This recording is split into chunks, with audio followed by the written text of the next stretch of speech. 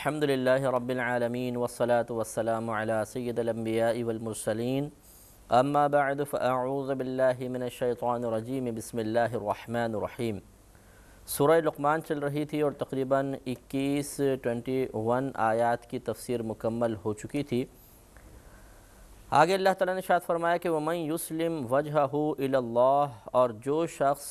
جھکا دے اپنے چہرے کو اللہ تبارک و تعالی کی طرف، یعنی ایمان قبول کر لے، فرما برداری اور اطاعت کا راستہ اختیار کرے، وَهُوَ مُحْسِنٌ، اور وہ نیک عمل کرنے والا بھی ہو، فَقَدِ اسْتَمْسَكَ، تو بے شک تھام لیا اس نے، بِالْعُرْوَةِ الْوُثْقَى، مضبوط گرہ کو، یعنی مضبوط گرہ کو تھام لیا۔ جیسے کہ اگر ایک رسی کے آخر میں گرہ بندھی ہو، اس کو آدمی تھام لے تو اس کی وجہ سے بیلنس ہو جاتا ہے، ہاتھ پھر جم جاتا ہے، اور وہ گرہ اگر نہ کھلے تو اس کی وجہ سے نیچے سہارا ہو جاتا ہے۔ اسی طریقے سے اگر کوئی اللہ تعالیٰ پر ایمان لے آئے اور نیک اعمال کرے تو گویا کہ اس نے ایک مضبوط گرہ کو تھام لیا، جس کے بعد انشاءاللہ وہ گمراہی کے گہرے گڑھے میں نہیں گرے گا۔ وَإِلَى اللَّهِ عَاقِبَةُ الْأُمُورِ، اور اللہ ہی کی طرف سب کاموں کا انجام ہے، سب کاموں کی انتہا ہے۔ سب کاموں کی انتہا کا مطلب یہ ہے کہ جب ہم اللہ تعالیٰ کی بارگاہ میں پہنچیں گے تو تمام جتنے بھی افعال و اعمال ہو رہے ہیں یہ اللہ تعالیٰ کی بارگاہ میں پیش ہوں گے، تو گویا کہ ان اعمال اور افعال کی انتہا وہاں پر ہوگی۔ اور اسی طرح صبح اور شام بھی ہمارے اعمال اللہ تعالیٰ کی بارگاہ میں پیش ہوتے ہیں، تو گویا ہر دن کے اعمال کی ایک انتہا ہو جاتی ہے کہ وہ عمل اپنے انتہا تک پہنچ جاتا ہے، یعنی اللہ تعالیٰ کی بارگاہ میں پیش کر دیا جاتا ہے۔ اشارہ اس طرف کرنا مقصود ہے کہ کوئی بھی چیز اللہ تبارک و تعالیٰ کے دائرہ قدرت سے باہر نہیں ہے، تمام چیزیں اللہ تعالیٰ کی طرف ہی رجوع فرمانے والی ہیں، اس کی بارگاہ سے راہ فرار ممکن نہیں ہے۔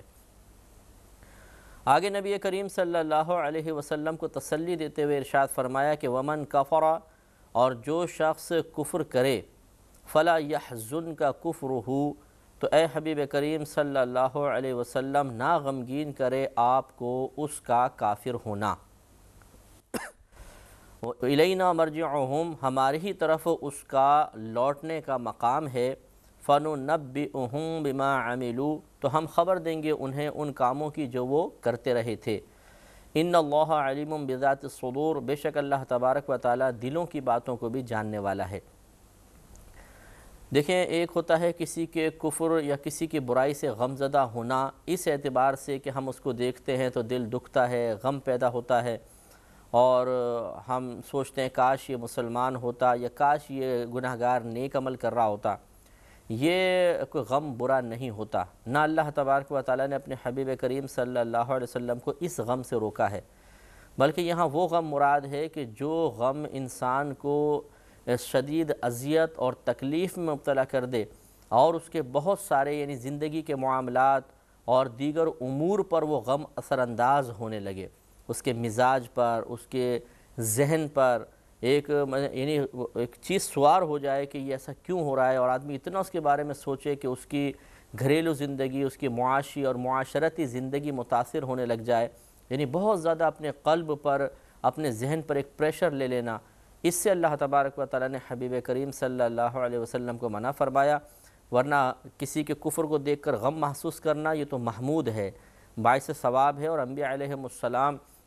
اسی طرح کرتے رہے ہیں، اور یہ ان کی بہت زیادہ امت سے محبت کی ایک علامت ہوتی ہے۔ تو اس سے منع نہیں کیا جا رہا کہ کسی کے کفر کو دیکھ کر آپ بالکل غمی نہ کریں، بے پرواہ ہو جائیں، بلکہ مراد یہ ہے کہ اس قدر اس غم کو اپنے اوپر طاری نہ کر لیں کہ جس کی وجہ سے آپ کو شدید اذیت اور تکلیف ہو اور آپ کے دیگر امور متاثر ہونے لگیں۔ تو ہمیں بھی یہی کرنا چاہیے کہ ہم اپنے اطراف میں لوگوں کو دیکھیں، اور دیکھنے کے بعد کم از کم ان کی برائی کو دل میں برا جانیں اور کچھ دکھ اور افسوس محسوس کریں۔ اب بے حسی ایسی ہے کہ ایک تو یہ کہ ہم خود گناہوں کے اندر مبتلا ہوتے ہیں، دوسروں کی اصلاح کیا کریں گے، اور اگر خود کوئی گناہ سے بچتا بھی ہے، مثلا نمازیں پڑھ رہا ہے، 5 وقت نماز پڑھتا ہے، روزے بھی رکھتا ہے، قرآن عظیم وغیرہ کی تلاوت بھی کر رہا ہے، لیکن وہ بھی ایک برائیوں کو دیکھ کر اپنے قلب میں ایک بے حسی سی محسوس کرتا ہے، اور بے پرواہی، بے مروتی سی ہم پہ طاری ہو جاتی ہے کہ ہم ان برائیوں کو دیکھنے کے بعد کسی کو برا محسوس نہیں کرتے ہیں۔ کوئی مطلب رشوت لے رہا ہے، سود لے رہا ہے، قتل و غارت کر رہا ہے، مار پیٹ کر رہا ہے، بیجا ظلم کر رہا ہے لوگوں پر، لیکن ہمیں کوئی محسوس نہیں ہوتا، اس لیے کہ ہم ان چیزوں کو دیکھنے کے اتنے عادی ہو چکے ہیں کہ اب ہمارا دل ان چیزوں کو دیکھنے کے بعد کوئی کیفیت، نئی کیفیت محسوس نہیں کرتا۔ ایک کیفیت ابتدا میں کہیں اس نے محسوس کی ہوتی ہے، پھر 2-3 دفعہ وہی کیفیات آئیں اور اب یہ ان کیفیات کا عادی ہو چکا ہے۔ یہ غلط طریقہ ہوتا ہے۔ ہمیں کم از کم اپنے اطراف میں برائیوں کو دیکھنے کے بعد ایک لمحے کے لیے تو افسوس کا اظہار کرنا چاہیے، دل میں افسوس محسوس کرنا چاہیے۔ یہ ایمان، قوی ایمان کی علامت ہے،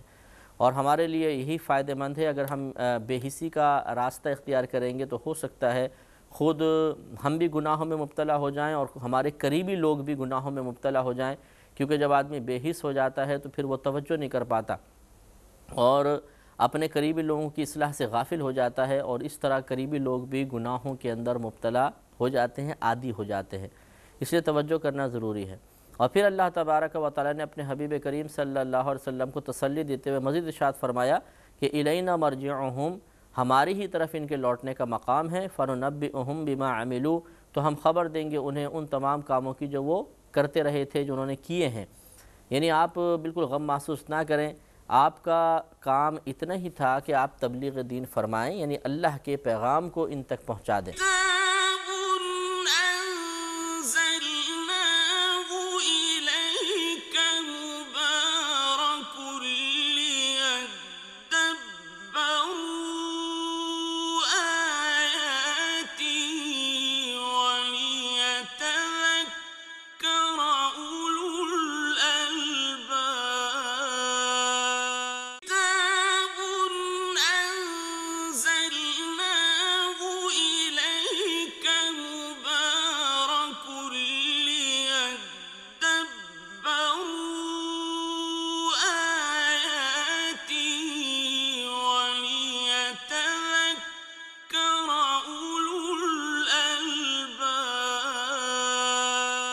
تو انبیاء علیہ السلام کا بھی یہی آپ دیکھیں قرآن عظیم میں مقولہ نقل کیا گیا ہے کہ وما علینا الا البلاغ، کہ ہم تک تو فقط پہنچا دینا ہے،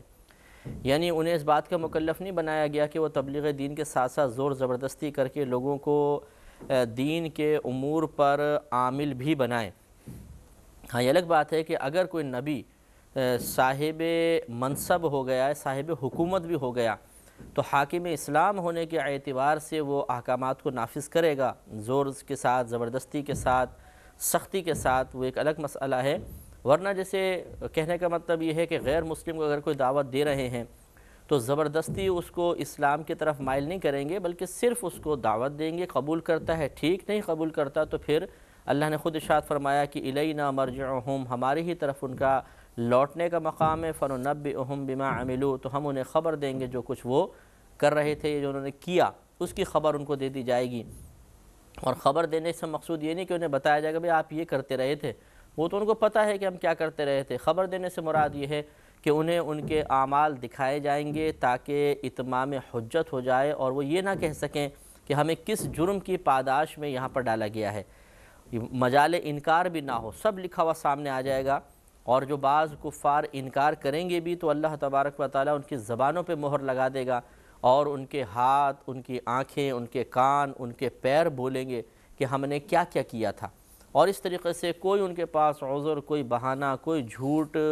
کے ذریعے راہ نجات کا پہلو باقی نہیں رہے گا، اور وہ ہلاک و برباد ہو جائیں گے۔ تو اس میں نبی کریم کو تسلی دی گئی کہ آپ بالکل ان کے نہ کفر سے غم کریں، نہ ان کے روح گردانی سے اور آپ سے اعراض کرنے سے آپ غم میں مبتلا ہوں۔ شدت غم نہیں ہونی چاہیے، ہاں غم ضرور ہونا چاہیے، لیکن اتنا شدت غم کہ جس کی بنا پر آپ کی دیگر جو زندگی ہے وہ متاثر ہونے لگ جائے، وہ نہیں ہونا چاہیے۔ ان اللہ علیم بذات الصدور، بے شک اللہ تعالیٰ دلوں کی باتوں کو جاننے والا ہے۔ جس کے دل میں کیا ہے، کون کتنی حد تک ہدایت قبول کر رہا ہے، کون اسلام کا کتنا دشمن ہے، یہ اللہ تبارک و تعالیٰ بہتر جانتا ہے۔ اور جس طرح آپ کے دل میں یہ غم اور صدمے کی کیفیات ہیں کہ آپ اگرچہ وہ کفار ہیں لیکن نبی کریم ان سے پھر بھی ہمدردی رکھتے تھے اس اعتبار سے کہ یہ گناہ سے بچ جائیں، شیطانی گرفت سے محفوظ ہو جائیں، یہ نہیں بچ سکتے تو ان کی نسلیں بچ جائیں۔ تو اس لیے نبی کریم صلی اللہ علیہ وسلم کے قلب اطہر میں جو کچھ پاکیزہ خیالات اور ارادے پیدا ہو رہے تھے، اللہ تعالیٰ نے فرمایا کہ ہم ان کو بھی جانتے ہیں۔ مزید ارشاد فرمایا کہ نمتعہم قلیلا، ہم انہیں کچھ نفع اٹھانے دیں گے، ثم نضطرہم الی عذاب غلیظ، پھر ہم انہیں مجبور کر دیں گے، یہ مجبور کر کے یعنی دھکیلیں گے ایک سخت عذاب کی طرف۔ تو یہ نص صریح ہے اس بات کی طرف۔ بعد ہمارے مسلمان بھائی سوال بھی کرتے ہیں کہ اگر کوئی کافر نیک عمل کرے تو کیا وہ اس کی وجہ سے جنت میں جا سکتا ہے؟ اللہ نے ارشاد فرما دیا کہ ہم انہیں تھوڑا سا فائدہ اٹھانے دیں گے اور پھر انہیں سخت عذاب کی طرف لے جایا جائے گا۔ یقینی سی بات ہے کہ وہ جو کفار تھے نبی کریم کے دور میں، وہ بھی نیک عمل تو کرتے تھے، حاجیوں کی خدمت تو بہت عرصے سے وہ کر رہے تھے، غربا کو کھانا کھلانا اور بھی بہت سارے معاملات کرتے تھے، اگرچہ برائیاں بھی ان میں تھیں، اچھائیاں بھی تھیں، لیکن اللہ تبارک و تعالیٰ نے ان کی حالت کفر کی اچھائیوں کو بالکل نظر انداز فرمایا ہے اور اللہ تعالیٰ کی بارگاہ میں قابل نجات نہیں انہیں قرار دیا۔ لہٰذا جتنے بھی انہوں نے نیک اعمال کیے سب کے سب دنیا میں اس کا ان کو یا تو بدلہ مل گیا یا ضائع کر دیے گئے، اور وہ برود قیامت جہنم میں ہی ڈالے جائیں گے۔ آگے ارشاد فرمایا کہ وَلَئِن سَأَلْتَهُم مَّنْ خَلَقَ السَّمَاوَاتِ وَالْأَرْضَ، اور ضرور اگر آپ ان سے سوال کریں کہ کس نے پیدا کیا آسمانوں اور زمین کو، لَيَقُولُنَّ اللَّهُ، تو یہ ضرور کہیں گے کہ اللہ تبارک و تعالی نے۔ قُلِ الْحَمْدُ لِلَّهِ، آپ فرما دیجئے کہ تمام خوبیاں اللہ تعالیٰ کے لیے ہیں، بل اکثرهم لا يعلمون، بلکہ ان میں سے اکثر نہیں جانتے ہیں۔ اس آیت کریمہ میں اللہ تبارک و تعالیٰ نے حبیب کریم صلی اللہ علیہ وسلم کو یہ بات واضح فرمائی کہ یہ کفار حقیقتاً اللہ تبارک و تعالیٰ کا انکار نہیں کرتے ہیں، یعنی اللہ کے وجود کا انکار نہیں کرتے ہیں، لیکن اللہ تبارک و تعالیٰ کے وجود کو تسلیم کرنے کے ساتھ ساتھ شرک میں مبتلا ضرور ہیں کہ اللہ تعالیٰ کے ساتھ کچھ شریک ٹھہرا لیے ہیں، معبود بنا لیے ہیں، انہیں عبادت کے لائق سمجھتے ہیں۔ تو اس لیے یہ کفار اس لحاظ سے قابل گرفت ضرور ہیں کہ انہوں نے اللہ تبارک و تعالیٰ کا شریک ٹھہرا لیا ہے، لیکن یہ اس بات کو بھی تسلیم کرتے ہیں کہ آسمانوں اور زمینوں کا خالق و مالک اللہ تبارک و تعالیٰ ہے۔ اس سے اشارہ اس طرف بھی کر دیا کہ ان کی انتہائی درجے کی کم عقلی ہے کہ جب یہ خود اس بات کو تسلیم کرتے ہیں کہ زمینوں اور آسمانوں کا پیدا کرنے والا اللہ تبارک و تعالیٰ ہے، تو پھر یہ کیوں اللہ تبارک اسی ذات جس کو یہ تسلیم کرتے ہیں کہ اتنی بڑی کائنات بنانے والا ہے، اس ذات کی اطاعت کیوں نہیں کرتے، اس کا حکم کیوں نہیں مانتے، اس کا کہنا کیوں نہیں مانتے، اس نے جو پیغمبر بھیجے، اس نے جو نبی ان کے درمیان مبعوث فرمایا، اس کی بات تسلیم کیوں نہیں کرتے ہیں؟ یہ ان کی کم عقلی ہے۔ لہذا دیکھیں وَلَئِن سَأَلْتَهُمْ، اور ضرور اگر آپ ان سے سوال کریں من خلق السماوات والارض، کہ کس نے پیدا کیا آسمانوں اور زمینوں کو، لَيَقُولُنَّ اللَّهُ، تو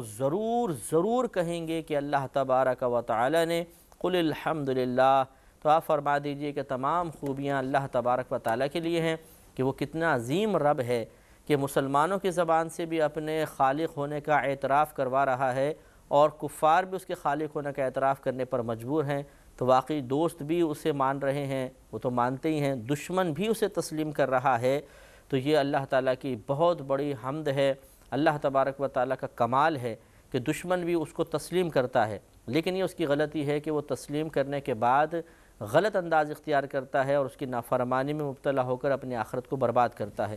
بل اکثرهم لا يعلمون، بلکہ ان میں سے اکثر جانتے نہیں ہیں، یعنی ان میں سمجھنے کا شعور حاصل نہیں ہے کہ جب اس بات کا اعتراف کر رہے ہیں کہ زمین و آسمان کا پیدا کرنے والا اللہ تبارک و تعالی ہے، تو پھر یہ کیوں اللہ تعالیٰ پر ایمان لے کر نہیں آتے، کیوں اس کے رسول کا کلمہ نہیں پڑھ دیتے؟ اور اکابرین اسلام سے، بڑے بڑے اکابرین سے بات ثابت ہے کہ انہوں نے اللہ تعالیٰ کے مقرب بندوں کو اللہ کی بارگاہ میں مقبول ہونے کا وسیلہ بنایا ہے۔ جیسے ہم بھی اللہ تعالیٰ کی معرفت اپنے نبی کے وسیلے سے ہی حاصل کرتے ہیں۔ ہم نے قرآن پاک کو صحابہ کرام کے وسیلے سے حاصل کیا کہ پہلے نبی کریم کے سینہ اقدس پر قرآن نازل ہوا، آپ نے صحابہ کرام کو بتایا، صحابہ کرام نے اس کو محفوظ رکھا، ان کے وسیلے سے ہم تک پہنچا۔ تو اگر وسیلے کو ہی اختیار نہ کیا جائے تو حقیقتاً انسان اللہ تعالیٰ کی معرفت تک حاصل نہیں کر سکتا، لیکن وسیلہ بنانے کے انداز میں فرق ہے، اس کا جو نظریہ ہے اس نظریے کے اعتبار سے حکم تبدیل ہوگا۔ ان کے ہاں کچھ اور طریقہ اور خیالات اور نظریات ہیں، اور ہمارے ہاں کچھ اور طریقے اور خیالات اور کچھ الگ نظریات ہوتے ہیں جس کی بنا پر یہ جائز رہتا ہے اور یہ کفر و شرک میں چلا جاتا ہے۔ مزید ارشاد فرمایا کہ للہ ما فی السماوات والارض، اور اللہ ہی کے لیے ہے جو آسمانوں میں ہے اور جو زمین میں ہے۔ ان اللہ هو الغنی الحمید، بے شک اللہ تبارک و تعالی وہی بے نیاز اور سراہا گیا ہے۔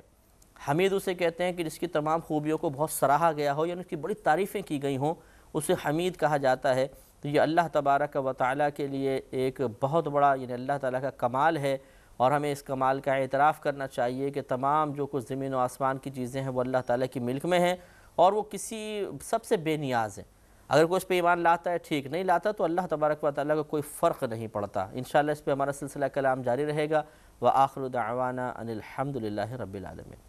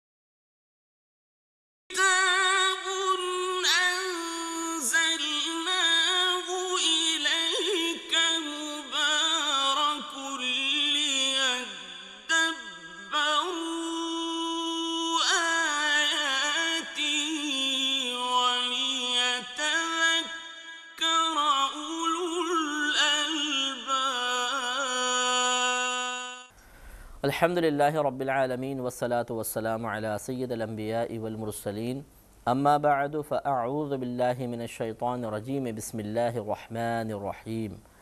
سورہ لقمان چل رہی تھی اور تقریباً 26 آیات کی تفسیر ہو گئی تھی، اور ان آیات میں اللہ تبارک و تعالیٰ نے اپنی وسعت ملک کو بیان فرمایا کہ جو کچھ آسمانوں میں ہے، جو کچھ زمین میں ہے، ان سب کا مالک اللہ تبارک و تعالیٰ ہے۔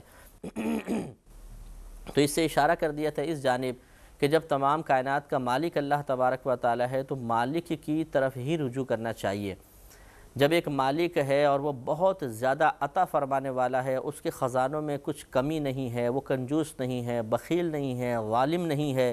وہ بھولتا نہیں ہے، غافل نہیں ہوتا ہے، تو پھر ایسے عظیم الشان اتنی عظیم قدرت رکھنے والے رب کی طرف ہی رجوع کرنا چاہیے ہر معاملے میں۔ لہذا کفار جو بتوں کی عبادت کر رہے ہیں یہ غلط طریقہ ہے، انہیں چاہیے کہ اللہ کی طرف رجوع کریں، اور اگر یہ نہیں کرتے تو آگے ارشاد فرمایا کہ ان اللہ هو الغنی الحمید، تو پھر اللہ تعالیٰ بے شک بے نیاز ہے، اسے کسی کی حاجت نہیں ہے۔ اگر کوئی ایمان لائے گا تو اللہ کی ذات کو کوئی فائدہ نہیں پہنچائے گا، اگر کوئی ایمان نہیں لاتا تو اللہ تبارک و تعالیٰ کی ذات کریمہ کا کوئی نقصان نہیں ہے، فائدہ بھی ہمیں ہی ہے، اگر نقصان ہے تو وہ ہمیں ہی ہے۔ اللہ تعالیٰ اس سے بے نیاز ہے اور اس کو حمید ہے، اس کی تو بہت تعریفیں کی گئی ہیں، کائنات کی ہر چیز اس کی مدح کر رہی ہے، تعریف کر رہی ہے، حتیٰ کہ کفار بھی اس کی تعریف کرنے پر مجبور ہیں۔ تو وہ کس وجہ سے مطلب معاذ اللہ کوئی مجبوری اس کی ظاہر ہو کہ ایک کمزوری یہ بھی ہوتی ہے کہ انسان چاہتا ہے کہ لوگ میرے گرد جمع ہوں تو میری تعریفات کریں گے، اور وہ ان کی ناراضگی سے خوفزدہ ہوتا ہے کہ ناراض ہو جائیں گے تو سلسلہ تعریف رک جائے گا۔ اللہ تعالیٰ اس سے بھی بے نیاز ہے، اس کی تو ویسی بہت تعریف ہو رہی ہے۔ غرض ہے کہ اللہ تبارک و تعالیٰ ان آیات میں ثابت فرما رہا ہے کہ وہ ذات جو آسمانوں اور زمینوں کی مالک ہے اس پر ایمان لانا چاہیے، کیونکہ اتنی عظیم قدرت والی ذات اور کوئی کائنات میں اس کی مثل ہو ہی نہیں سکتی ہے، اور اگر کوئی نہیں ایمان لاتا تو وہ غنی ہے، اور وہ قریب کرنا اس کو جو وہ بلا رہا ہے اپنی طرف اور اپنی اطاعت کا حکم دے رہا ہے، اس وجہ سے نہیں کہ اس کو تعریف کی تمنا ہے، بلکہ اللہ تبارک و تعالیٰ کی تعریف تو پوری کائنات کر ہی رہی ہے۔ وَلَوْ أَنَّ مَا فِي الْأَرْضِ مِنْ شَجَرَةٍ أَقْلَامٌ، اور اگر بے شک جو زمین میں ہیں یعنی جتنے بھی درخت ہیں، اقلام یہ قلمیں بن جائیں، والبحر یمدہ، اور سمندر اس کی سیاہی ہو جائیں، من بعدہ سبعۃ ابحر، اور اس کے بعد 7 سمندر اور مل جائیں، ما نفدت کلمات اللہ، تو اللہ تبارک و تعالیٰ کی باتیں ختم نہیں ہوں گی۔ ان اللہ عزیز الحکیم، بے شک اللہ تبارک و تعالیٰ غالب حکمت والا ہے۔ کہنے کا مطلب یہ ہے کہ اللہ تبارک و تعالیٰ کا علم بڑا وسیع ہے۔ اگر دنیا کا سمندر سیاہی بن جائے، بلکہ اس سمندر جیسے 7 اور سمندر آ جائیں، اور دنیا کے جتنے بھی درخت ہیں ان سب سے آپ کلمے تیار کریں، اور اس سمندر کی سیاہی میں ڈبو کر لکھنا شروع کر دیں کہ اللہ تبارک و تعالیٰ کے پاس کتنی نعمتیں ہیں، اس کے علم کی وسعت کیا ہے، وغیرہ وغیرہ، تو یہ سمندر ختم ہو جائیں گے۔ اللہ تعالیٰ کی نہ تو نعمتوں کو شمار ہو سکتا ہے، نہ اس کے علم کو آپ الفاظ کی شکل میں مقید کر سکتے ہیں، اس کا علم بہت زیادہ ہے۔ کیونکہ یقینی سی بات ہے، اگر ہم یہ 7 سمندر سارے کے سارے دنیا والے لکھنے بیٹھ بھی جائیں، اتنا ہی لکھ سکتے ہیں جتنا ہماری ذہنی رسائی ہے، اور اس میں بھی یقیناً یہی ہے جسے اللہ نے خود صراحتاً بیان فرما دیا کہ ہم اس 7 کے 7 سمندر ختم کر دیں گے۔ اتنی چیزیں ہمارے ذہن میں ہیں، لیکن اس کے باوجود اللہ تبارک و تعالیٰ کی باتیں، یعنی اس کا علم ختم نہیں ہوگا۔ جو اس کو معلومات ہیں وہ ہم نوٹ کرتے چلے جائیں، تب بھی ہمارے قلم گھس جائیں گے، سیاہیاں ختم ہو جائیں گی، اللہ تبارک و تعالیٰ کا علم ختم نہیں ہوگا، بلکہ اور اربوں خربوں ایسی چیزیں باقی رہ جائیں گی کہ جس کو ہم لکھنے سے رہ جائیں گے۔ تو یہ اللہ کی اصل میں قدرت کی طرف اشارہ ہے، عظمت کی طرف اشارہ ہے کہ وہ اتنی عظیم ذات ہے کہ جس کی باتیں تم نہیں لکھ سکتے، جس کی علم وسعت تک تم نہیں پہنچ سکتے، تو خود سوچو کہ اور اس کی عظمت کتنی زیادہ ہوگی۔ تو ایک صفت کا بیان ہے، علم اللہ کی صفت ہے، مزید جو صفات ہیں ان کے اعتبار سے وہ ذات کتنی عظیم ہے، لہذا اسی ذات پر ایمان لانا چاہیے، اسی کی اطاعت کرنی چاہیے، اسی کا کہنا ماننا چاہیے۔ ما خلقکم ولا بعثکم الا کنفس واحدہ ان اللہ سمیع بصیر۔ یہ آیت کریمہ ان کفار کے حق میں نازل ہوئی کہ جو بروز قیامت اٹھائے جانے کے منکر تھے، اور اپنی عقل کو استعمال کرتے ہوئے وہ جب رستے سے گزرتے تھے، کسی کچرا کنڈی پہ دیکھا، کسی روڈ کے کنارے دیکھا کوئی جانور ہے، وہ آہستہ سے مر گیا ہے، پھینک دیا، وہ مٹی میں مل رہا ہے، جھڑتا ہے، آپ نے دیکھا ہے آہستہ بال جھڑتے ہیں، کھال جھڑ جاتی ہے، اور وہ مٹی میں ریزہ ریزہ ہو کے حتیٰ کہ ایک وقت آتا ہے ختم ہو جاتا ہے اور وہ مٹی سا بن جاتا ہے۔ تو یہ ان چیزوں کو دیکھنے کے بعد سوچا کرتے تھے کہ جب ہم بھی مرنے کے بعد اس طرح مٹی ہو جائیں گے تو کیسے ہو سکتا ہے کہ ہمیں دوبارہ ایک گوشت پوشت کا جیتا جاگتا انسان بنا لیا جائے، جس میں بلڈ سرکولیٹ کر رہا ہو اور اس کا دل بھی دھڑک رہا ہو، آنکھیں بھی کام کرنا شروع کر دیں، ہم ذائقے بھی محسوس کرنے لگیں، سردی گرمی بھی محسوس ہونے لگ جائے۔ یہ احساسات کیسے واپس آئیں گے، یہ خون کیسے واپس آئے گا، ہمارا گوشت کیسے بنے گا، کھال جسم پر کیسے چڑھ جائے گی؟ تو وہ عقلی لحاظ سے جب غور و تفکر کرنے کی کوشش کرتے تھے تو ان کی عقلی رسائی اس کی حقیقت تک نہیں پہنچ سکتی تھی، تو وہ بعثت یعنی بعث کا انکار کر دیا کرتے تھے کہ ہم نہیں اٹھائے جائیں گے۔ تو اللہ تبارک و تعالی نے آیت کریمہ میں بیان فرمایا کہ ما خلقکم ولا بعثکم الا کنفس واحدہ، کہ تمہارا پیدا کرنا اور تمہارا اٹھانا یہ صرف اور صرف ایک جان کی طرح ہے۔ یعنی اللہ تبارک و تعالی جیسے ایک جان کو پیدا فرما دے، یہ ایک جان کا پیدا کرنا اللہ کے لیے آسان ہے، اسی طریقے سے تم سب کو دوبارہ پیدا کرنا اللہ کے لیے کوئی مشکل نہیں، اس کے لیے تو بالکل ایسا ہی ہے جیسے ایک جان کو پیدا کر دے۔ یعنی یہ اللہ کے لیے کوئی مشکل کام نہیں ہے، ایک جان کو پیدا جو کر سکتا ہے وہ ہزاروں جانوں کو پیدا کر سکتا ہے، اور اس کے بارگاہ میں کوئی بھی کام مشکل نہیں ہوتا۔ اللہ تعالیٰ ہر چاہت پر قادر ہے، کوئی بھی کام اس کے لیے مشکل نہیں ہے، ہماری لیے مشکل ہوتا ہے، ہماری ذہنی رسائی وہاں تک نہیں ہو پاتی ہے۔ تو یہ اللہ نے سمجھایا کہ تم سب کا برود قیامت اٹھایا جانا اللہ پر کوئی گراں نہیں گزرے گا، کوئی مشکل نہیں ہے۔ وہ جب ایک جان کو پیدا کر سکتا ہے تو تمام جانوں کو دوبارہ پیدا کر سکتا ہے، اور اس کے لیے تمام جانوں کا پیدا کرنا بالکل ایسا ہی ہے، آسان ہے جیسے ایک جان کو پیدا کرنا، لہذا اس پر ایمان لانا چاہیے۔ ان اللہ سمیع بصیر، بے شک اللہ تعالیٰ سننے والا دیکھنے والا ہے۔ اس کے باوجود اگر تم کچھ اور بولو گے وہ بھی اللہ سن رہا ہے، تم کچھ اور کرتے رہو گے وہ بھی دیکھ رہا ہے، اور بروز قیامت تمہیں اس کا بدلہ دیا جائے گا۔ اگلی آیات میں اللہ تعالیٰ نے پھر اپنی کچھ قدرتوں کا اظہار فرمایا، احسانات کا تذکرہ فرمایا۔ الم تری ان اللہ یولج اللیل فی النہار، کیا تو نے نہ دیکھا، یعنی یہ نبی کریم سے خطاب نہیں ہے بلکہ ہر سننے والے سے، کہ اے سننے والے کیا تو نے نہ دیکھا کہ بے شک اللہ تبارک و تعالی یولج اللیل فی النہاری،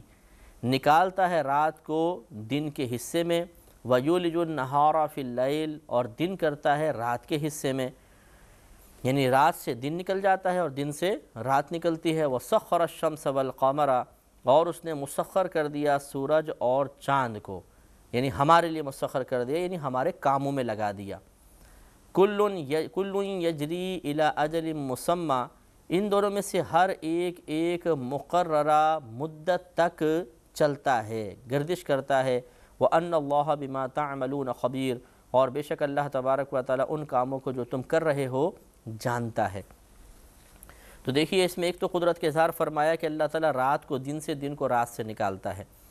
یعنی رات ہوتی ہے، آپ دیکھیں اس کے بعد جب صبح ہونے لگتی ہے دن نکلتا ہے، تو کیسی عظیم الشان اللہ کی قدرت ہے کہ آہستہ آہستہ ایک دم رات ختم ہو کے ایک دم دن شروع ہو جاتا ہے، پھر دن ختم ہوتا ہے تو دن کے ختم ہوتے ہی رات ہے۔ ایسا نہیں کہ درمیان میں کوئی وقفہ آ جائے کہ دن ختم ہو گیا، ابھی درمیان میں کوئی ایسا آرام کا سا وقفہ چل رہا ہے، اس کے بعد رات شروع ہوگی۔ بالکل متصل اتصال ہے ان دونوں کے اندر، اور یہ اللہ کا بہت بڑا کمال ہے اگر غور کیا جائے۔ اور اسی طرح اس نے چاند اور سورج کو مسخر کر دیا، یعنی ہمارے لیے مسخر کر دیا، ہمارے کاموں میں لگا دیا، کہ سورج جو ہے اس سے ہم نمازوں کے اوقات کا اندازہ کر لیتے ہیں، چاند سے مہینوں کے اور سالوں کے اوقات کا اندازہ کرتے ہیں، سورج سے ہم سمت کا بھی بعض اوقات اندازہ کرتے ہیں، چاند کے ذریعے بھی ہم مختلف جو سفر کرنے والے ہوتے تھے پہلے قافلے والے، وہ چاند سے تعین کیا کرتے تھے۔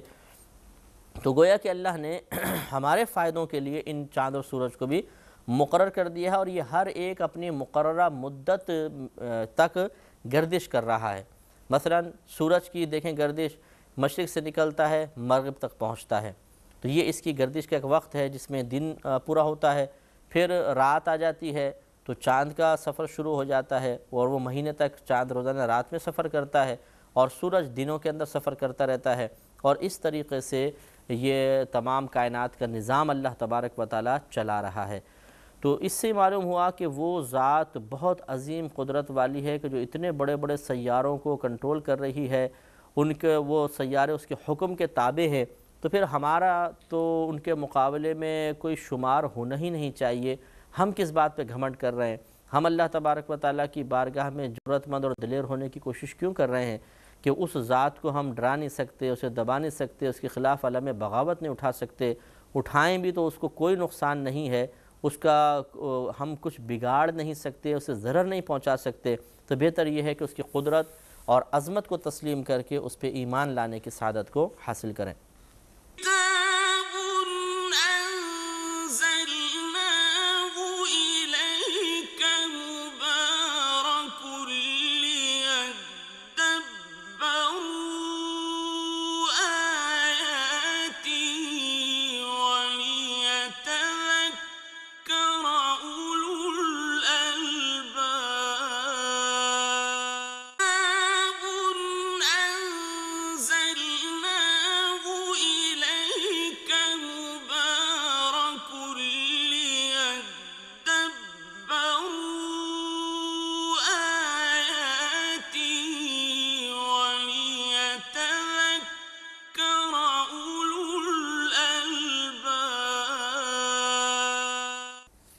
ذالک بأن اللہ هو الحق، یہ اس لیے ہے کہ اللہ ہی حق ہے،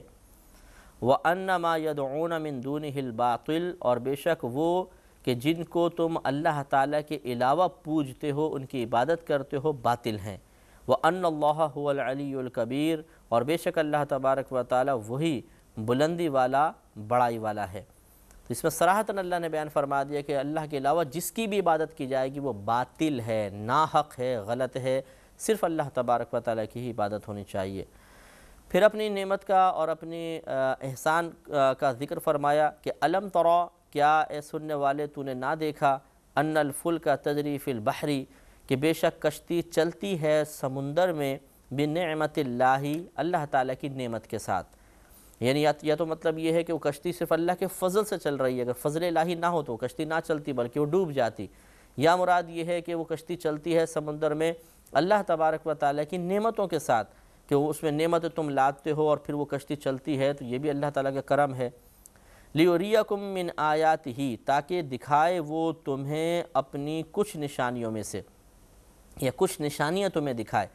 تو یہ کشتی بھی جو سمندر میں چل رہی ہے، یا بڑے بڑے پانی کے جہاز ہیں، خصوصاً جو جنگی جہاز ہوتے ہیں کہ وہ اتنے بڑے ایریے پہ پھیلے ہوتے ہیں، ہوائی جہاز باقاعدہ اس پہ لینڈ کرتے ہیں، وہیں سے وہ اڑ کے جا کے حملہ کرتے ہیں، اس میں بڑی بڑی توپیں نصب ہیں اور وہ سمندر اسے اٹھائے ہوئے ہے۔ یہ بڑا کمال کی بات ہے کہ وہ پانی میں ڈوبتا نہیں ہے۔ تو کیا یہ اللہ تعالیٰ کی عظیم نشانی نہیں ہے کہ اس نے پانی کو اس قسم کا بنایا کہ اس کے اوپر جہاز آرام سے ٹک جاتا ہے، چاہے وہ ہلکا کے لرزتا رہتا ہے لیکن وہ ٹک جاتا ہے، اور بہت سارے ہم ان سمندر کے معاملات سے فائدہ حاصل کرنے میں کامیاب ہو جاتے ہیں۔ یقیناً اللہ کا کرم ہے، اور یقیناً اس سے ظاہر ہوتا ہے کہ وہ ذات جس طرح خشکی پر اس کی حکومت ہے، اس کا روب ہے، دبدبہ ہے، حکم چلتا ہے، اسی طرح سمندر بھی اس کے تابع ہے۔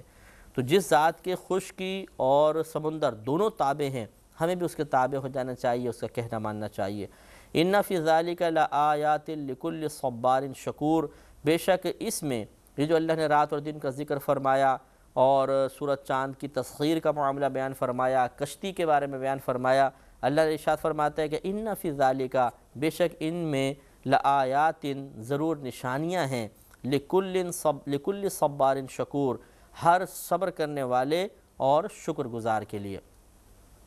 یعنی اگر تم پہ کوئی مصیبتیں آئیں، مصیبتوں کے پہاڑ ٹوٹ جائیں، تو تمہیں غور و تفکر کرنا چاہیے، مایوس نہیں ہونا چاہیے، بلکہ اس میں نشانی ہے کہ جو اللہ تبارک و تعالیٰ اس پوری کائنات کا نظام چلا رہا ہے، اس پوری کائنات کے اندر رزق کو تقسیم کر رہا ہے، کیا وہ تمہیں اس وجہ سے نہیں دے گا کہ اس کو ڈر ہے کہ اس کے خزانوں میں کمی ہو جائے گی، یا وہ ظالم ہے معاذ اللہ، یا کنجوس ہے معاذ اللہ، یا وہ تمہیں بھول گیا ہے، تمہاری طرف سے غافل ہو گیا ہے؟ نہیں۔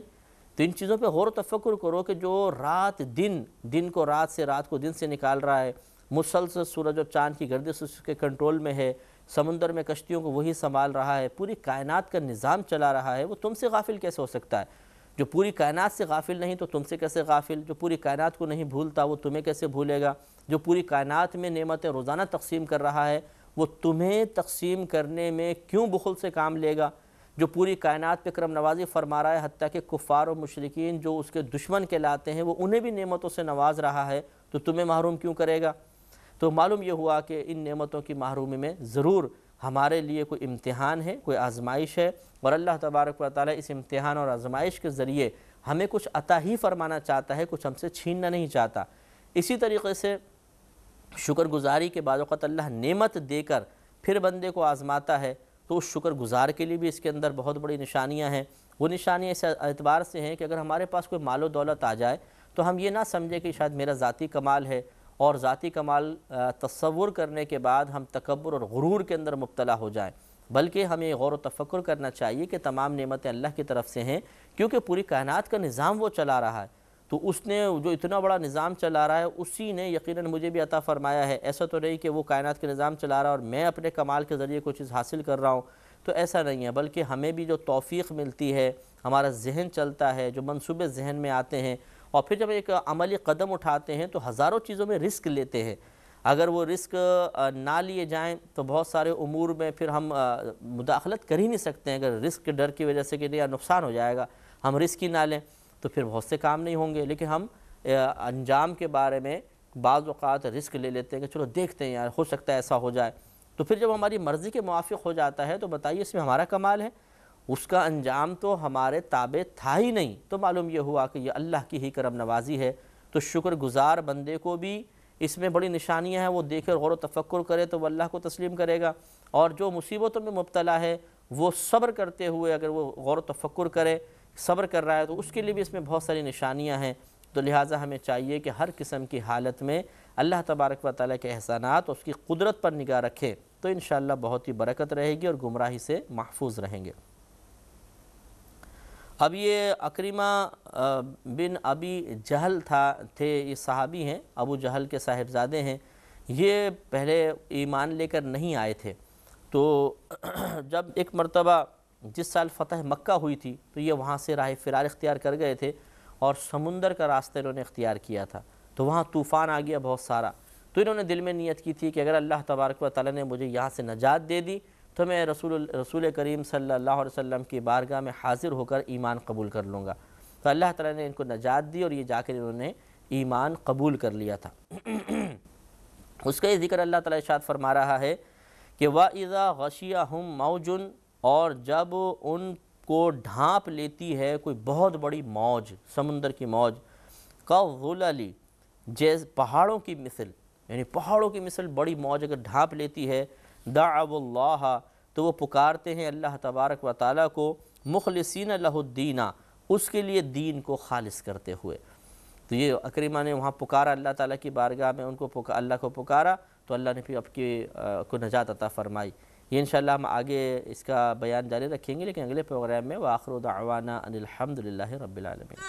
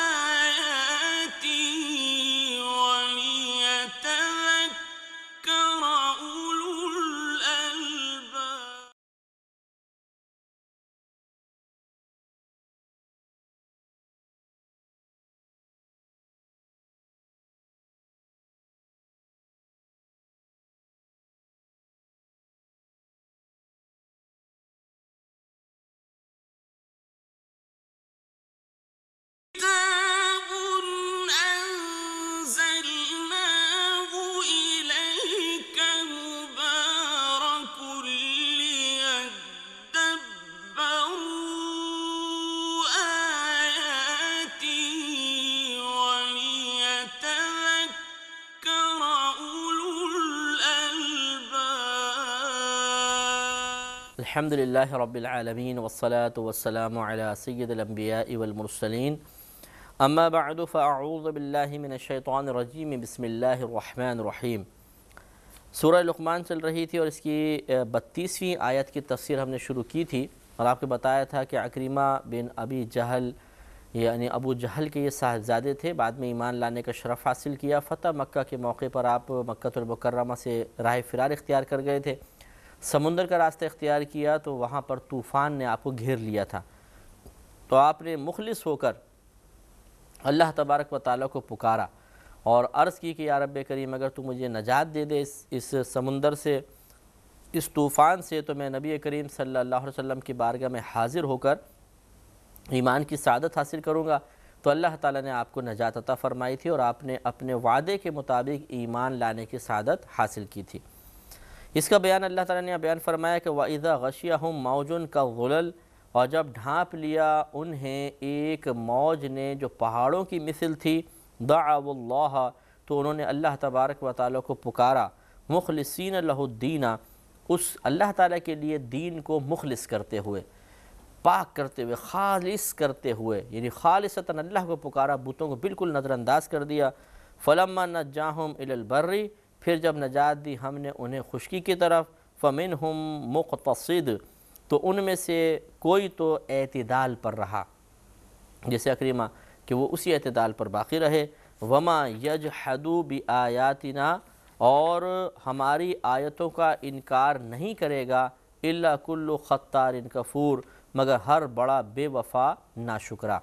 یعنی کچھ نے وہاں پر آنے کے بعد کچھ اور لوگوں نے بھی پکارا تھا، وعدے کیے تھے، لیکن خشکی پہ آنے کے بعد وہ اپنے وعدے بھول گئے، تو اللہ تعالیٰ نے ان کو بے وفا اور کفور بیان فرمایا، ناشکر بیان کیا، جبکہ آپ کی حضرت اکرمہ کی مدح فرمائی کہ انہوں نے اللہ تبارک و تعالیٰ کے وعدے کے مطابق، جو اللہ سے وعدہ کیا تھا اس کے مطابق ایمان لانے کی سعادت حاصل کی۔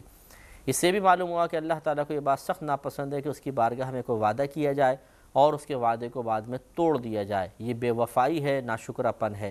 ہمارے ساتھ بھی ایسا ہوتا ہے کہ جب مصیبت میں گرفتار ہوتے ہیں تو بڑے بڑے دعوے کرتے ہیں، اللہ تعالیٰ بس نجات دے دے، 1000 نفلیں پڑھ لیں گے، اب تو نجات دے دے، اب گناہ نہیں کریں گے، یہ نہیں ہوگا، وہ نہیں ہوگا، اور جب وہ مصیبت ٹل جاتی ہے تو پھر تمام چیزوں کو بھول بھال جاتے ہیں اور پھر اپنی دنیاوی زندگی میں مشغول ہو جاتے ہیں، اور یہ نہیں سوچتے کہ اللہ تبارک و تعالی ہم سے ناراض ہو سکتا ہے۔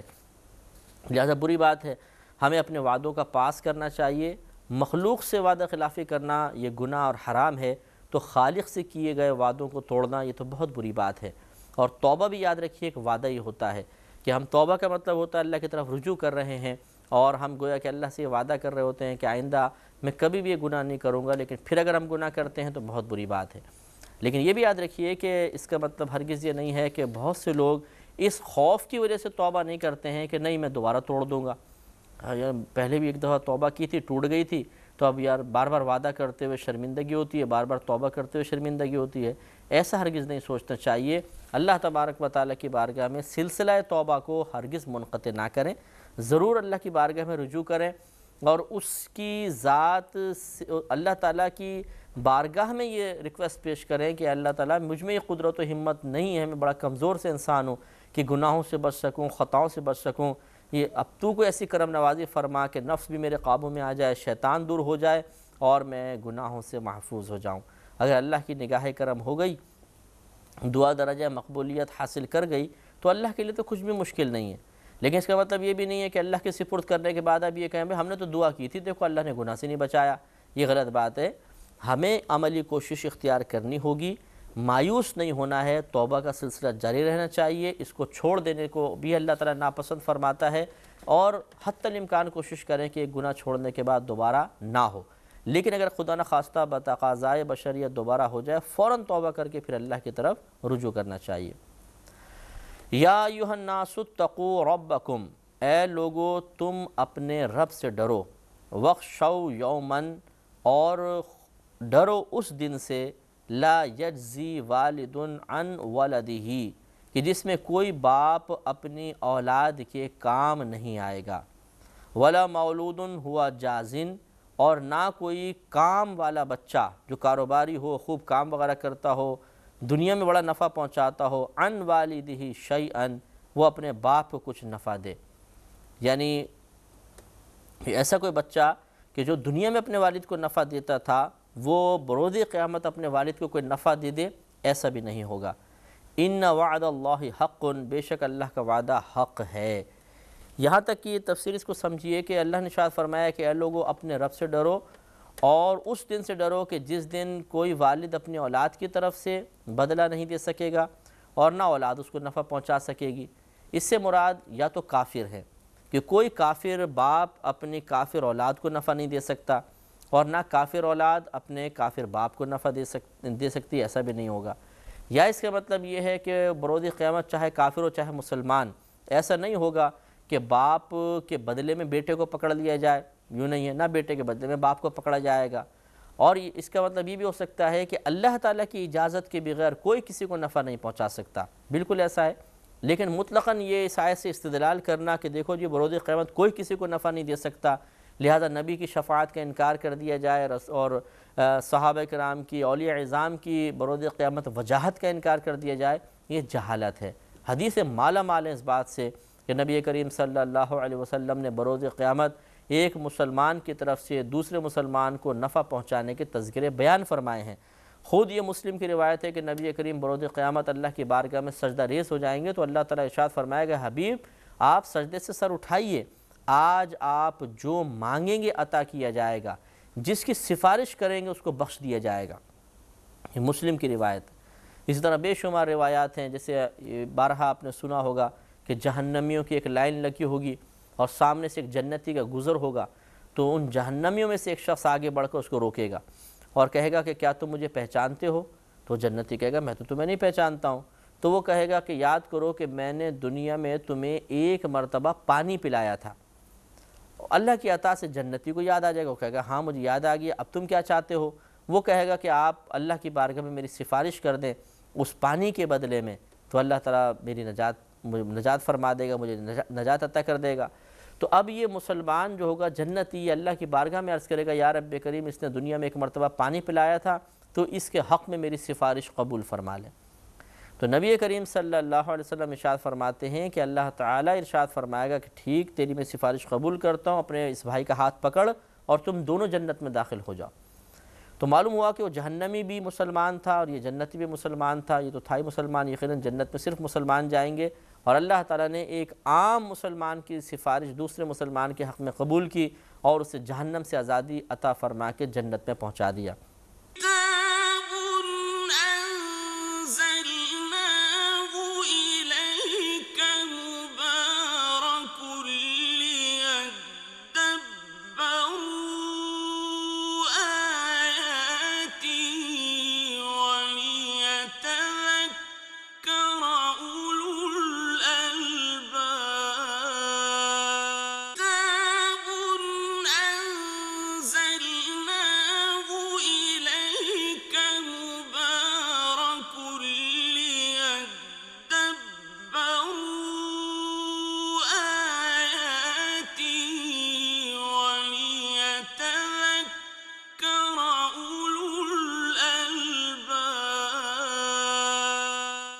تو جب ایک عام مسلمان یہ کام کرے گا، خود سوچئے کہ نبی کریم کی شفاعت اور آپ کی طرف سے پہنچنے والے فائدوں کا عالم کیا ہوگا۔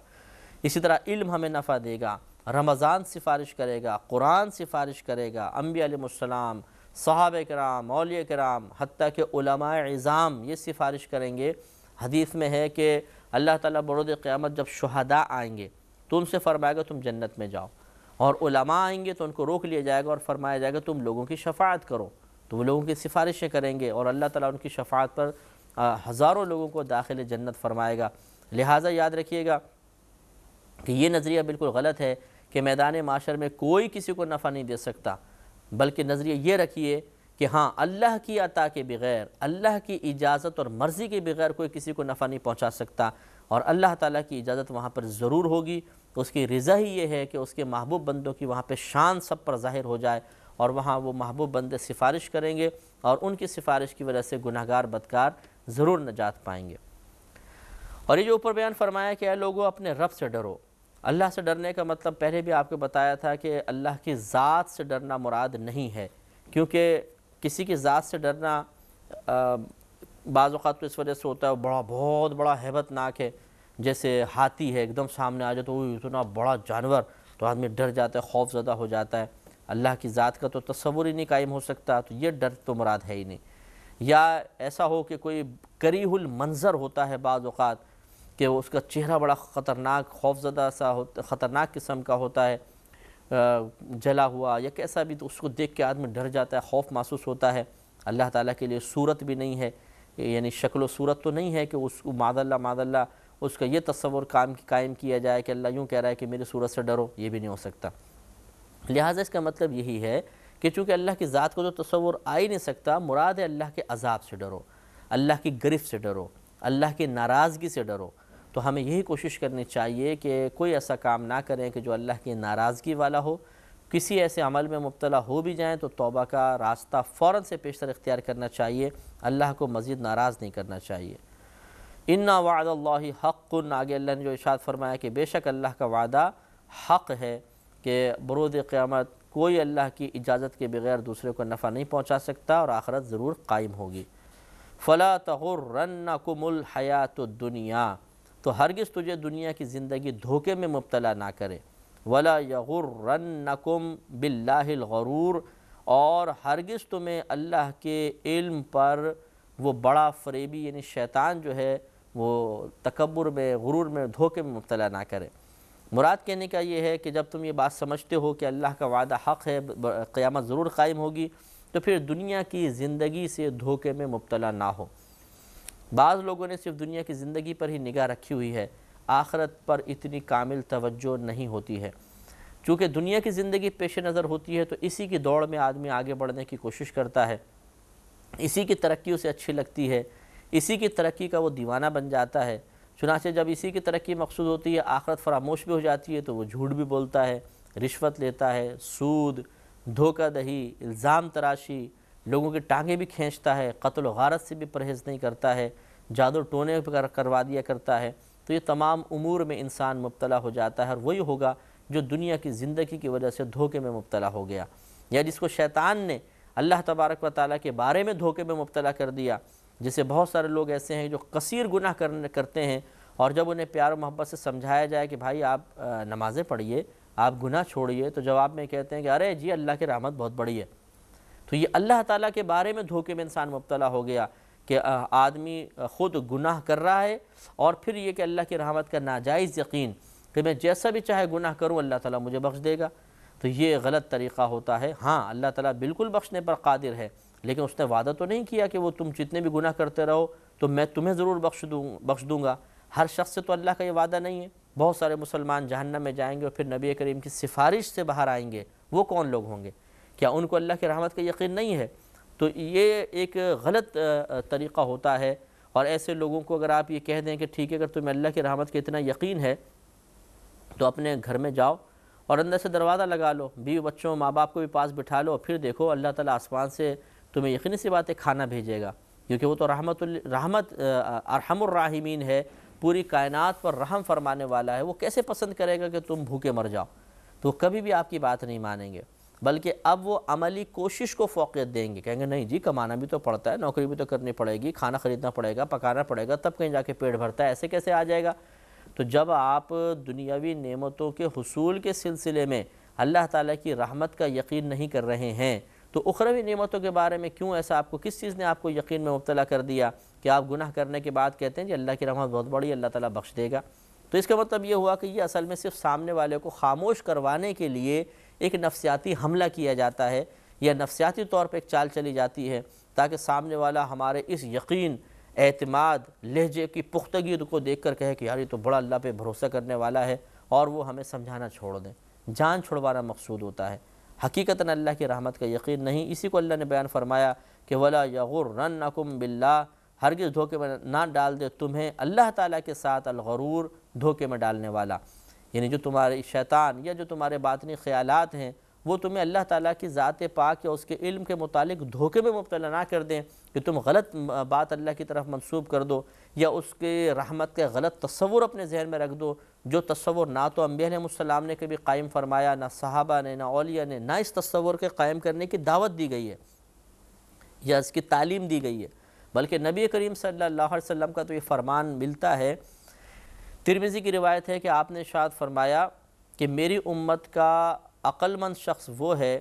کہ جو بہت زیادہ نیک عمل کرے اور پھر بھی اللہ تبارک و تعالی سے ڈرتا رہے، اور میری امت کا بے وقوف شخص وہ ہے جو کثرت سے گناہ کرے اور اپنی نفسانی خواہشات کو پورا کرتا رہے اور پھر بھی اللہ سے جنت کی امیدیں لگائے رکھے۔ تو دیکھیے ہم کون سے گروپ میں ہیں، غور کر لیں کہ کثرت سے نیک اعمال کرنے کے باوجود اللہ سے ڈرنے والے، یا خوب اپنے نفس کی خواہشات پوری کرنے کے بعد جنت کی امید رکھنے والے۔ تو معلوم یہ ہوگا کہ ہمارا شمار ہو سکتا ہے دوسرے گروپ میں ہو کہ ہم عمل نہیں کرنا چاہتے، اللہ کی مکمل اطاعت نہیں کرنا چاہتے، ہم نفس کو قابو میں کرنا نہیں چاہتے، گناہوں کی لذت سے منہ موڑنا نہیں چاہتے ہیں، عبادات کی مشقت کو برداشت نہیں کرنا چاہتے ہیں، لیکن یہ ضرور چاہتے ہیں کہ ان تمام نافرمانیوں کے باوجود اللہ تعالی ہماری مرضی کے مطابق ہمیں انعام عطا فرما دے۔ سبحان اللہ، بہت بڑی بات ہے۔ ایک مزدور کسی فیکٹری میں کام کرے، نہ ڈیوٹی پر آئے، نہ اپنے افسر کو سلام کرے، نہ اس کی تعظیم کرے، نہ کوئی کام کرے، اور پھر یہ کہے کہ میری تمنا یہ ہے کہ افسر مجھے تنخواہ بھی ڈبل دے، بونس دے، اوور ٹائم کی بھی ٹھیک ٹھاک پیسے دے دے۔ کیسے ملے گا؟ جب آپ کام نہیں کر رہے ہیں تو آپ کو تنخواہ کیسے ملے گی؟ آپ تو سزا کے مستحق ہوں گے۔ لہٰذا اس بات کو سمجھنے کی ضرورت ہے کہ بعض اوقات انسان اللہ تبارک و تعالیٰ کی ذات پاک سے متعلق غلط نظریہ قائم کر کے بھی دھوکے میں مبتلا ہو جاتا ہے، اور اس قسم کی تعلیم ہماری شریعت نے نہیں دی ہے۔ آگے جو آیات اب اللہ تعالیٰ بیان فرما رہا ہے ان کا شان نزول مختلف بیان کیا گیا ہے۔ یا تو اس کا مطلب یہ ہے، ان کا شان نزول یہ ہے کہ کچھ یہود نبی کریم صلی اللہ علیہ وسلم کی بارگاہ میں حاضر ہوئے اور کہنے لگے کہ کیا آپ کے اوپر ہی آیت نازل ہوئی؟ آپ یہ بیان فرماتے ہیں کہ ہمیں بہت تھوڑا سا علم دیا گیا ہے۔ تو آپ نے فرمایا کہ ہاں بالکل ایسا ہی ہے۔ تو ان کو یہ بات بری لگی تو انہوں نے پھر یہ سوالات کی، اچھا یہ بتائیے کہ کل کیا ہوگا، قیامت کب قائم ہوگی وغیرہ۔ اور بعض مفسرین نے بیان فرمایا کہ یہود نے پیغام بھیجا کفار و مشرکین کو کہ تم نبی کریم صلی اللہ علیہ وسلم سے اس قسم کے سوالات کرو، لہٰذا ان لوگوں نے آ کر اس قسم کے سوالات کرے کہ اچھا بتائیے کہ ہم کل کے بارے میں تو جانتے ہیں کیا ہوا تھا، یعنی گزشتہ کل ہمیں معلوم، آئندہ کل کیا ہوگا۔ ایک کافر نے کہا میری زوجہ حاملہ ہے، بتائیے اس کے پیٹ میں لڑکا ہے کہ لڑکی ہے۔ کسی نے کہا بتائیے کہ قیامت کب قائم ہوگی۔ اب یہاں یہ نفیس بات سمجھنے والی ہے کہ اللہ تبارک و تعالیٰ نے یہاں پہ 5 چیزوں کا تذکرہ کر کے ارشاد فرمایا کہ اس کا علم فقط اللہ تعالیٰ کو ہے۔ نبی کریم صلی اللہ علیہ وسلم کو جواب دینے سے گویا کہ روک دیا گیا۔ اس کی وجہ یہ نہیں تھی کہ نبی کریم کو علم نہیں تھا، جس میں انشاءاللہ بھی کلام عرض کروں گا، بلکہ اس کی وجہ یہ تھی کہ ان کفار کے یہ سوالات پوچھنا صرف اور صرف وقت کا ضیاع کے لیے تھے، وقت ضائع کرنے کے لیے تھے، صرف دوسروں کو اپنی ذات سے متاثر کرنے کے لیے تھے، اور اس قسم کے لوگوں کو جواب دینا بالکل بیکار ہوتا ہے کہ ان کو ہدایت کی تو ان کی طرف سے امید ہوتی نہیں ہے، اس لیے ان کو جواب نہیں دیا گیا۔ اس پہ انشاءاللہ کلام کریں گے اگلے پروگرام میں۔ وآخر دعوانا ان الحمد للہ رب العالمین۔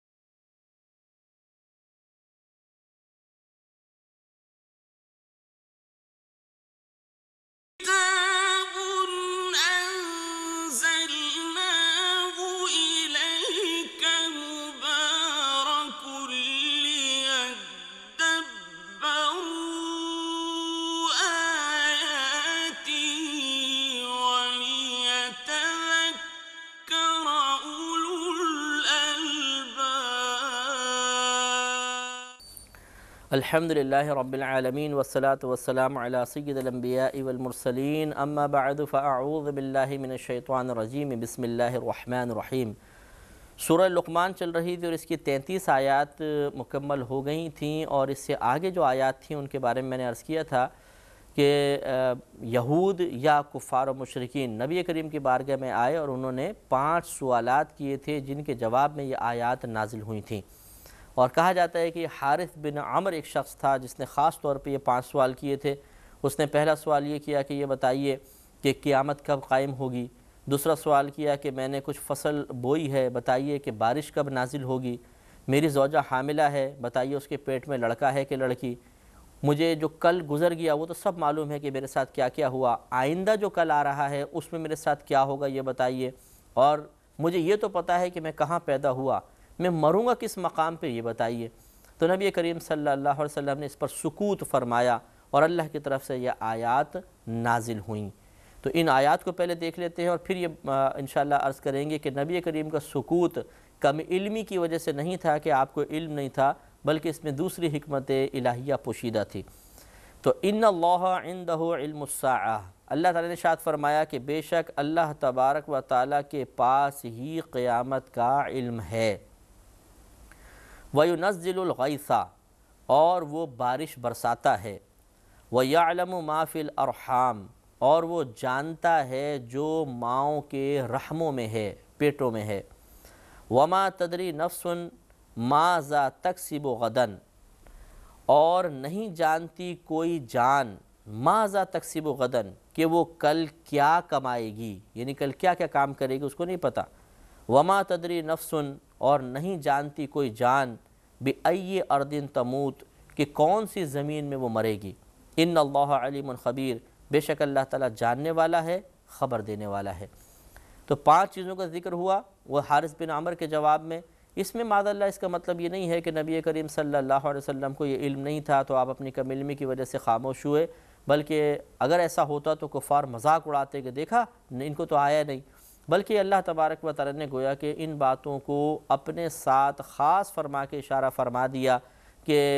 ان کو جواب دینے کی حاجت نہیں ہے، یہ بے وقوف قسم کے لوگ ہیں، ان کو جواب دے بھی دیا جائے تب بھی یہ ایمان لے کر نہیں آئیں گے۔ تو ان میں سے بعض چیزیں تو اللہ کے رازوں میں سے ہیں، جیسے قیامت کا علم، اور اس پہ بہت سے مفسرین متفق ہیں کہ نبی کریم کو بھی یہ علم دیا گیا تھا لیکن اس کے اظہار کی اجازت نہیں تھی۔ یہی وجہ ہے کہ نبی کریم نے قیامت کی بے شمار نشانیاں بیان فرما دی، حتیٰ کہ یہاں تک فرمایا کہ جمعے کا روز ہوگا، 10 محرم الحرام ہوگا، دن تک بتا دیا، جمعے کا روز 10 اور تاریخ بتا دی ہے، صرف ایک مخصوص سن نہیں بتایا نبی کریم نے، وہ اللہ تعالیٰ کی حکمت تھی،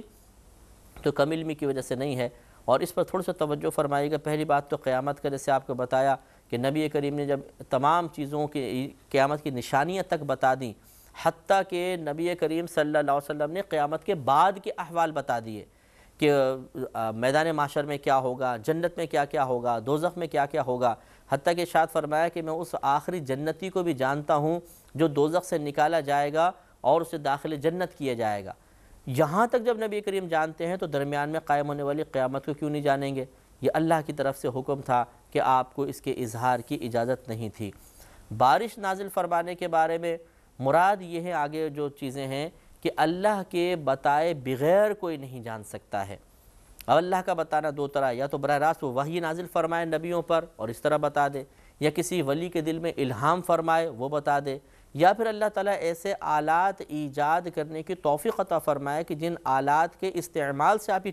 چیزیں جان سکیں۔ یہ بھی اللہ کا کمال ہے، وہ ہمارا نہیں ہے۔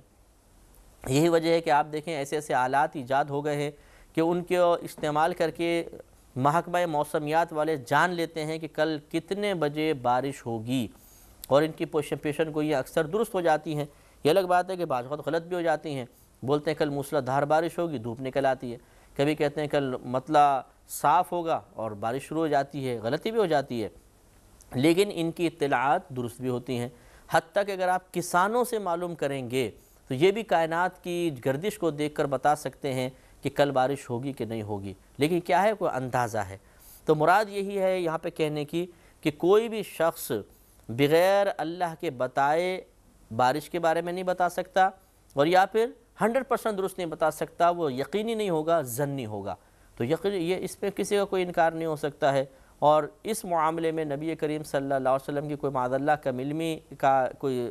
ثبوت نہیں ہے کہ دیکھو یہ اللہ کو معلوم ہے دوسروں کو معلوم نہیں، یہ تو عام مخلوق بتا رہی ہے۔ حتیٰ کہ پرندے تک جب بارش ہونے لگتی ہے اس سے پہلے بے چینی کا اظہار کر کے ظاہر کر دیتے ہیں کہ ان قریب بارش ہونے والی ہے۔ تو یہ اللہ تعالیٰ نے ایسی نشانیاں قائم فرما دی ہیں جن سے بارش کے ہونے کا اندازہ کیا جا سکتا ہے۔ وَيَعْلَمُ مَا فِي الْأَرْحَامِ، اور وہ جانتا ہے جو ماؤں کے رحموں میں ہے۔ اللہ تعالیٰ جانتا ہے، اس کا مطلب یہ نہیں ہے کہ دوسرے نہیں جانتے، مراد وہی ہے کہ بغیر اللہ کی عطا کے کوئی نہیں جانے گا، یا اگر کوئی جانتا ہے تو ظنی طور پہ جانے گا، یقینی طور پر نہیں جانے گا۔ یعنی اللہ کی عطا سے ہی ظنی طور پہ جانے گا، یقینی طور پہ نہیں۔ ہاں نبی جو ہیں وہ اللہ کے بتانے سے یقینی طور پہ ہی جانتے ہیں۔ آج الٹرا ساؤنڈ کی ایجاد نے ان تمام اعتراض کرنے والوں کے منہ بند کر دیے جو نبی کریم پر یہ اعتراض کرتے تھے کہ آپ کو تو یہ علم ہی نہیں دیا گیا کہ ماؤں کے پیٹ میں